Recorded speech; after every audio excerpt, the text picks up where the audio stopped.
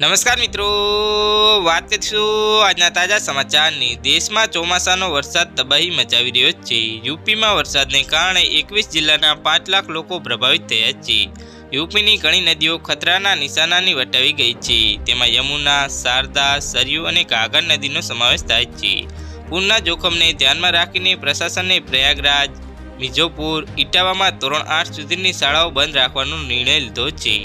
લખીમપુર ખેરના 220થી વધુ ગામો, यूपीના જાલોનના 15થી વધુ ગામો યમુનામાં ડૂબી ગયા છે। વારાણસીમાં ગંગા ખતરાના નિશાનાની નજીક વહી રહી છે। વારાણસીમાં 85 ઘાટ અને 2000થી વધુ મંદિરો પાણીમાં ડૂબી ગયા છે। બીજી તરફ નેપાળમાં ભારે વરસાદને કારણે બિહારમાં ઘણી નદીઓ તણાઈ ગઈ છે। પટનામાં ગંગાના જળસ્તર વધવાને કારણે ડાયરા વિસ્તારની 76 શાળાઓને 21 સપ્ટેમ્બર સુધી બંધ કરી દેવામાં આવી છે।